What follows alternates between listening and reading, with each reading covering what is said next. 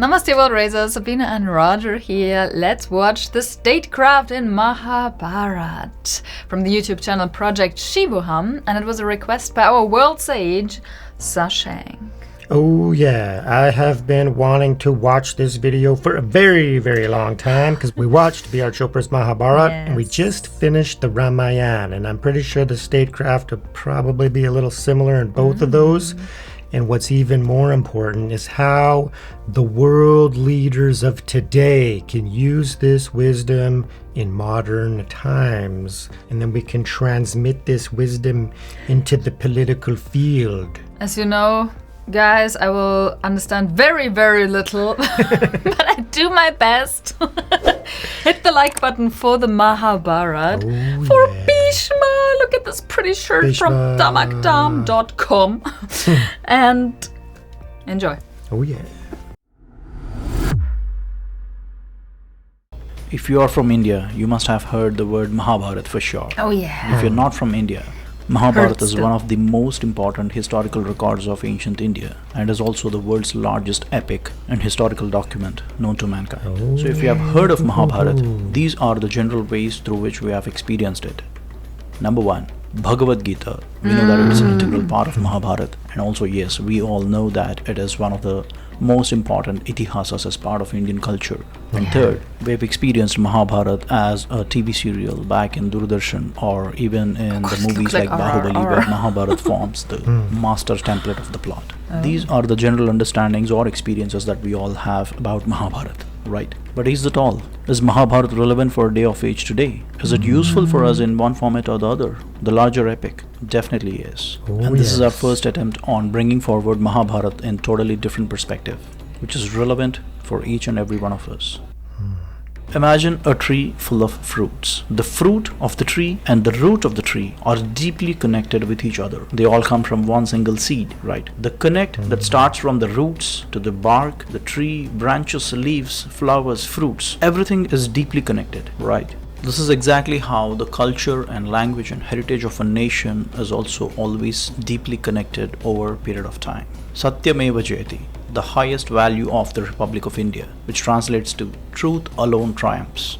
Now imagine that the fruit here is the Constitution of India and its values. Now what is the root of it? Where did this thought of Satyameva Jayate came from? Why is India today proudly the most diverse and inclusive nation across the world? This is a very important introspection that each and every one of us have to do, especially for the youngsters between the age group of 13 to 25, and if you are aspiring to get into the public administration sphere. This video is for you.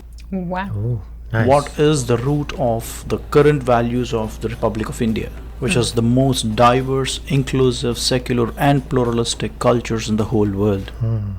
Wow. Statecraft, one of the most important subjects in the field of humanities. And if you're hearing about statecraft for the first time, it is all about what are the duties of a king or a government, what are the responsibilities of the people, how a nation is to be conducted in different facets like public policy making, public welfare and administration, law enforcement, and a lot more. For us today, the Constitution of India is the highest authority which decides the statecraft of India. But how was statecraft in India thousands of years ago during the times of Mahabharata? Understanding that eventually will give us the roots of the values of the Republic of India today. We try to analyze the entire Mahabharatam, the 18 chapters, from a statecraft point of view. What each of these chapters or where the statecraft is mentioned and who mentioned that. And what we understand is there are 4 important gurus in the entire Mahabharatam who explained statecraft. The first one is Narada Maharshi, who explained statecraft to Yudhishthira. And the second one is Vidura, who explains statecraft to Dhritarashtra. And third, we have Bhishmacharya, who teaches statecraft to Yudhishthira. And finally, we have Bhagavan Sri Krishna, who practically plays statecraft in the entire Mahabharatam. And in this short documentary, let's try to understand the statecraft explained in Mahabharata by these 4 gurus. Narada, was he in the first one, statecraft as explained by Not as Narada much, but Maharshi. he was like Yudhishthira's Guru. Before understanding what he said, let's understand who he is. Unfortunately, in Indian films, Narada Maharshi is often portrayed as a humorous or a funny character, which is fundamentally incorrect and shows the poor knowledge of the filmmakers about Narada Maharshi as described in the scriptures. For instance, here is how Narada Maharshi is described in Sabhaparvam of Mahabharata. He is highly conversant with Vedas, Upanishads, Nyaya Shastra, Vedangas, Sankhya Shastra, and Yoga Shastras, and a lot more. Just one example is enough to set the record straight. Narada Maharshi is the first one who gave Sri Rāmāyaṇam to Valmiki in 100 verses, which was eventually elaborated by Valmiki Maharshi as Sri Rāmāyaṇam what we know today. In the scriptures, Narada Maharshi is highly revered, and the statecraft what we're going to see now is another example of an incredible piece of knowledge that he shared as part of Mahabharata. Cool. In Sabhaparvam of Mahabharata, Narada Maharshi visits Yudhishthira in his court, and as part of this conversation, Narada Maharshi teaches Yudhishthira about how a state needs to be run. It spans across hundreds of slokas and it's impossible for us to comprehend. So we just tried to handpick a couple of topics which he taught Yudhishthira on how he need to run the state. As a king, how sensibly to spend your resources, how not to compromise on the ethics and morals for wealth. 6 highly important qualities that a king should cultivate. How to know the strengths and weaknesses of your kingdom. How to assess your enemy on 14 different grounds. How to secure your people from all facets of life. How to select your ministers, state workforce. Are you as a king approachable to public during the times of grief? The 7 most important positions: chief commander of the army, chief judge, chief physician of the nation, chief astrologer, chief priest, chief of commerce, chief in charge of your fort. These 7 positions should always be fulfilled with the people whom you trust as much as you trust yourselves. How the cycle of commerce should always run smoothly in your kingdom. How to monitor the loyalty of your ministers. 14 bad qualities that a king should never possess while leading a country. And a lot more. So all these are different lessons of statecraft, all the principles or rules that a king needs to strictly follow to run a nation successfully. These are all the principles of statecraft as explained by Narada Maharshi to Yudhishthira. Now let's briefly see how Vidura explains statecraft to Dhritarashtra. We loved Vidura. Oh, yeah. Let us briefly understand who is Vidura in Mahabharata. Vidura is the son of Veda Vyāsa and half-brother of Pāṇḍava and Dhritarashtra, who are eventually the fathers of 5 Pāṇḍavas and 100 Kauravas. Vidura in Mahabharata is revered as a man of great intellect, wisdom, and is also a great philosopher. The conversations between Vidura and his half-brother Dhritarashtra are very important in Mahabharata because they hold the dialectical essence of Mahabharata. And as part of those conversations, Vidura also narrates how a state needs to be run by focusing completely on what are the good qualities of a king. The essence of the conversation between Vidura and Dhritarashtra is popularly known as Vidura Niti, and what we are going to see now is part of it. Cool. Just like how the conversation between Narada Maharshi and Yudhishthira spans across hundreds of slokas, the statecraft which we just saw. Same way, the conversation between Vidura and Dhritarashtra also spans across hundreds of slokas. So we just handpicked very few of them as follows. What are the qualities of a wise man and that of a fool? What is the importance of intellect for a king? How lack of wise public policies can destroy a king and his entire kingdom? What are the qualities of people who are not trustworthy? And how to identify traitors? 8 undesirable qualities of a king.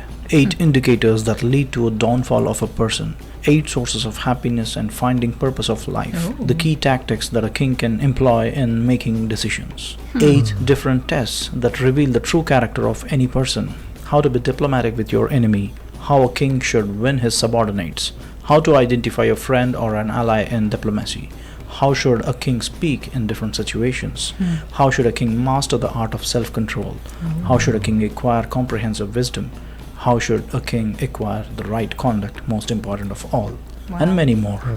Like this, Vidura explains a mix of both philosophy as well as statecraft to Yudhishthira, which is comprehensively known as Vidura Niti. And this part of Mahabharata is very essential and relevant for the current day of the age. Oh yes. And now let's see the statecraft as explained by Bhishmacharya, who is the linchpin for the grand epic of Mahabharata. Oh yeah. And if you take a quick look at the entire family tree of the grand epic of Mahabharata, Bhishmacharya is the son of Shantanu Maharaja and Ganga Devi. And Bhishmacharya is revered as the grand old man in the entire epic of Mahabharata. He is the kingmaker, but never the king. But at the same time, he is the most powerful warrior in the grand epic of Mahabharata, and out of the 18 days of the battle of Kurukshetra, he dictated the course of the war for the first 10 days. He is highly revered as the great-grandfather by both the Kauravas and Pāṇḍavas, and is also revered as a man of great intellect, wisdom, and valor. A grandson killing his own grandfather, and the grandfather blessing his grandson for fulfilling his duties. Understanding the essence of Mahabharata leaves one speechless. After fighting on opposite sides, and Bhishmacharya falls down for the arrows of Arjuna, who is his grandson. On his deathbed, Bhishmacharya teaches his grandson Yudhishthira the entire statecraft, and this conversation is the baseline for Chanakya's Ardhashastra, which was eventually authored a couple of thousands of years later. Of the 18 chapters of the grand epic of Mahabharata, 2 full chapters, Shanti Parvam and Anushasana Parvam, holds the conversation between Bhishmacharya and Yudhishthira, deeply focusing on the statecraft and how he as a king should conduct the nation. Both Shanti Parvam and Anushasana Parvam put together amounts to 20% of Mahabharata in its volume and approximately 40% of the Mahabharata in its essence. Such is the importance of both these chapters. Structurally, this is how Shanti Parvam looks like. It has 3 sub-parvas or sub-chapters. The first one is Rajadharma Anushasana Parvam, the qualities and duties of a king. And the second one is Apadharma Anushasana Parvam, which is the code of conduct during crisis. And the third one is Moksha Dharma Parvam, which explains about the morals and ethics that a king and his people should be following in the state. And then comes Anushasana Parvam, which has 2 sub-chapters. The first one is Dana Dharma Parvam, which is the code of charity and social responsibilities of the king and the people in his kingdom. And the second subchapter is Bhishma Svargarohana Parvam, which is the heavenly essence of Bhishmacharya, the final chapter where he breathes his last, leaving his final messages for everyone. And here are some of the important lessons of statecraft taught by Bhishma to Yudhishthira. The king should first subdue himself and then subdue his foes. There is nothing superior to the truth. It is the ultimate power. This point directly ascribes to the Satyameva Jayate. To get freedom from anger, one should learn how to forgive. By self-control, one can be free from false hopes. How to architect a network of spies in the kingdom. How to strategize both diplomatic and wartime situations. How to take unbiased decisions while judging offenses. How should a king design the commerce system of his kingdom. How to manage crisis situations in the kingdom. And a lot more. I really try to not cry.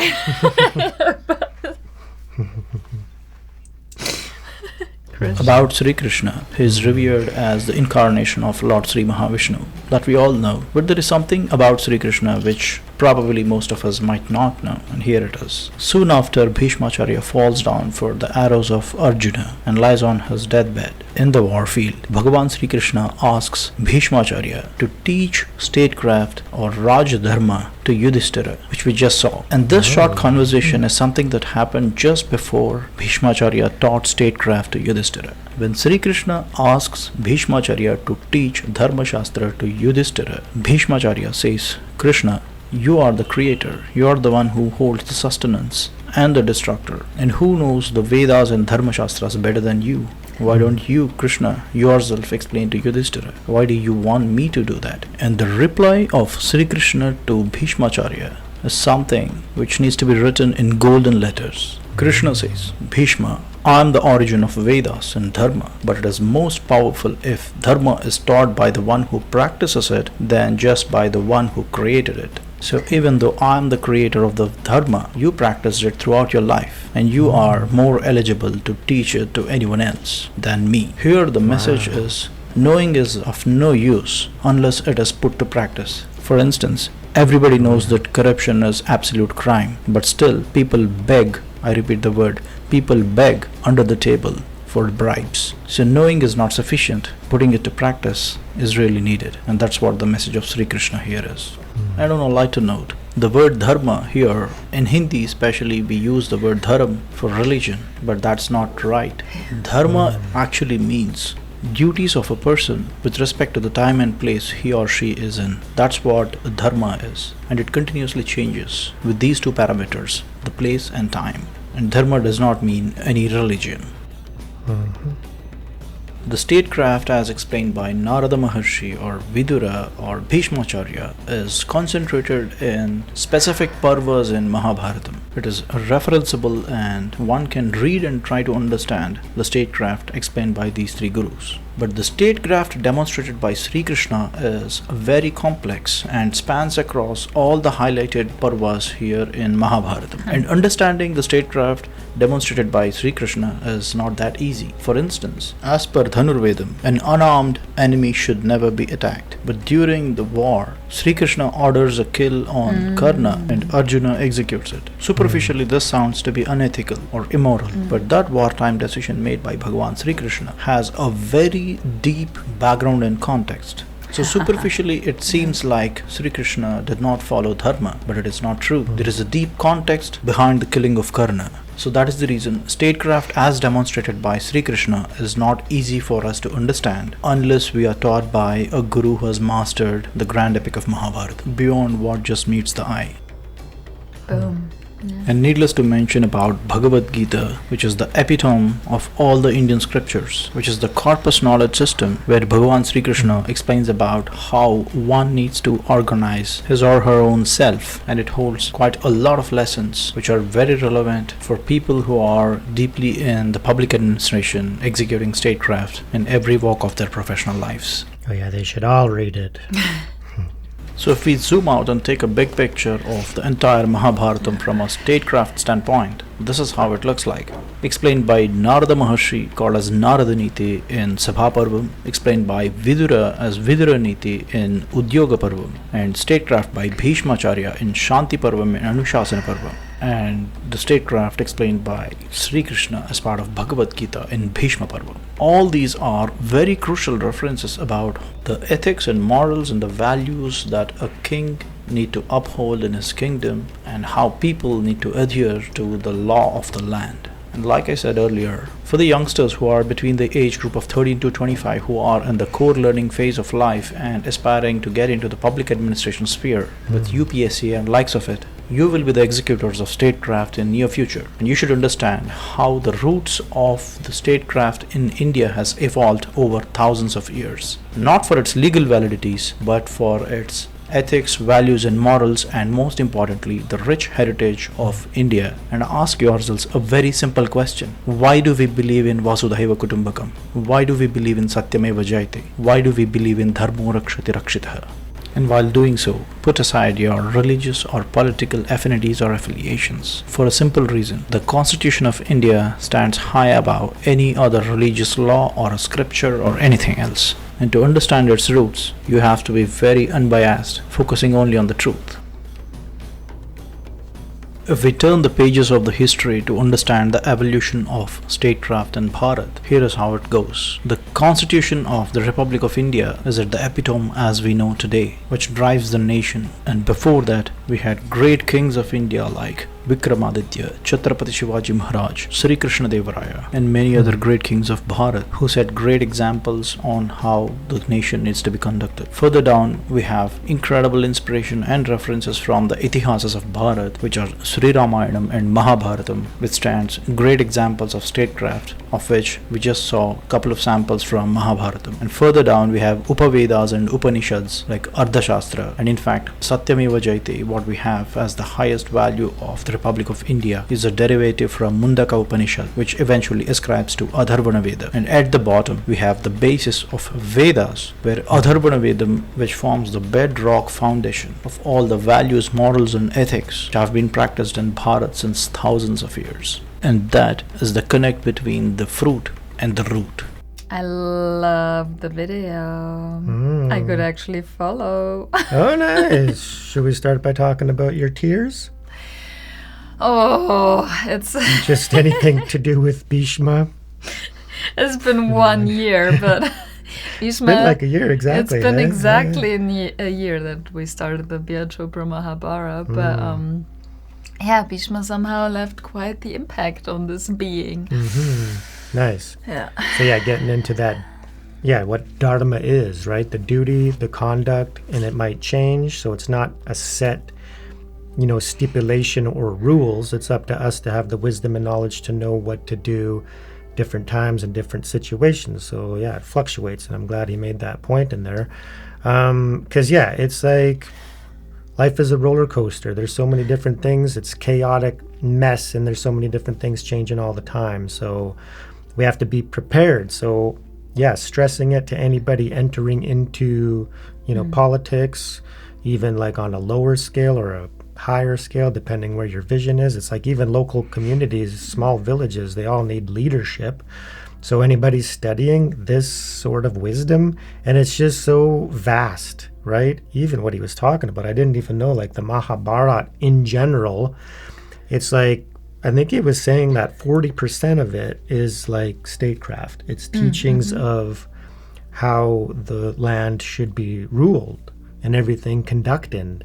It's like Vidur, Bhishma, Krishna, all of them just teaching this impeccable wisdom and knowledge stemming from, the root of the Vedas, and then how that, was adopted and implemented and taken on. And then nowadays we might think that, okay, that's not important. And there's, we live in a democracy, and then you're going to just grow up and go to school and get educated in the regular school system.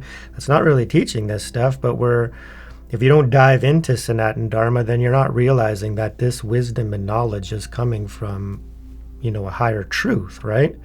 Which is, the epitome, right? So truth is the most foundational, important thing, right? And then you get into spirituality and Sanatana Dharma in general, and then the highest truth of what's going on. We're in a cycle of rebirth, we're trapped in this samsara, and eventually to get out of it, we have this moksha and this liberation, right? So to conduct yourself appropriately, to lead yourself to liberation, and to have the fortunate circumstances that even lead to that, in the first place, takes a certain level of wisdom to know that, karma is everything. It plays a super big role in all of your behavior. So to have an actual structured system of teachings that lays it all out, right? How the king, how the democracy, how the leadership should behave, and then how the people in society in general should behave for the most opportune, opportunities to evolve spiritually, right? So what it's all about. It's like, what are we here for? Well, we're here to realize the truth. If we don't seek that, then it's just, the world's going to continue to deteriorate. It's the Kali Yuga, so it's happening. But at the same time, during this time, we can still evolve and advance spiritually, right? Stop not till the goal is reached, right? But there's other forces. So, of course, when you have dharma, you also have adharma. And then that's why it's even getting into, like, warfare, right? Soldiers, implementing the army, right? And how important it is, like even spy network and all of that sort of stuff, right? So I think what would really help the world at large is to start, embracing this idea that Sanatana Dharma has at its core is that the world is one family, right? If that would spread beyond the borders, then people can start, cooperating more, right? It's not like we need spies to try to infiltrate and get information and always think we're going to attack. And even when you have friends, there's ulterior motives and all this sort of stuff. And I understand that it needs to be that way at this point in time because there's a lot of governments that aren't at this level, right? And I even know, Bharat, India in general, is going through this transition and coming out of something, with Prime Minister Modi, who we love, is seems like he's really working at bringing Sanatana Dharma back. And I can see him following a lot of these, principles, and he's just a great leader, and he's not taking any crap from nobody, right? He's just, and he's not doing it with like a heavy-handed arrogance or, anger. When something comes up, he's just an incredible problem solver doing it from this wisdom. And also with his background, we've seen him being quite spiritual and practicing his beliefs, which is, more than a lot of leaders in this world, right? So we need to have spiritual values and have this wisdom of the ultimate truth. If you have that, then you're going to behave more in line with that than people who don't have that, right? So people who have an egocentric greed, what can I do to advance me and my career and get what I can out of the people? That's very, very different than somebody who's been, taught by Sri Krishna and Bhishma, for example, right? There's going to be a totally different mindset in the behavior of that leadership. How you doing? Good. I'm just emotional. Yeah. All good. Yeah, so one thing too is I thought it was going to go into more detail about all of these points. So it's like, okay, how do we, what is the actual teaching from these beings, right? But no, it's just way too much there. So you would have to really go dive into those scriptures, into the text of the Mahabharata in general to get those wisdom. Because we didn't even see like maybe 1% of it was actually in the B.R. Chopra. I don't remember Nara at all. I'm not sure if he was in there. Or it might have been like a brief scene, right? I don't remember. But I just want to quickly touch on how Vidur is depicted here. Because it's so different to how we know him. He looks like here on the picture, like a sage. Oh yeah, total sage. Like a total sage, yeah. And yeah, I think it's beautiful, but it was not exactly like it was depicted that's in true. the B.R. Chopra. But yeah, keep in mind that, so him and Vidur, or him and Vidur and Vidur. No, Vidur and his brothers, right? So Dhritarashtra and Pandu, they would have been educated in the Gurukul system, right? They would have had their gurus, obviously. Sure. So then they would have been ascetics through that phase. You can even see the string around his waist, right? Yeah, so they would have had those teachings, and then we know that Vidur had that quality, right? So he would have had that capacity to comprehend all that wisdom and that knowledge and then implement it. And he didn't have the burden of even, the throne wasn't an option for him, right? So he had this kind of freedom in the sense to really learn and evolve into the teachings and then share it. And then basically he was the one responsible for running the kingdom and the state. So is anybody getting into politics? And are you studying these teachings? Because if you are, we wish you the best.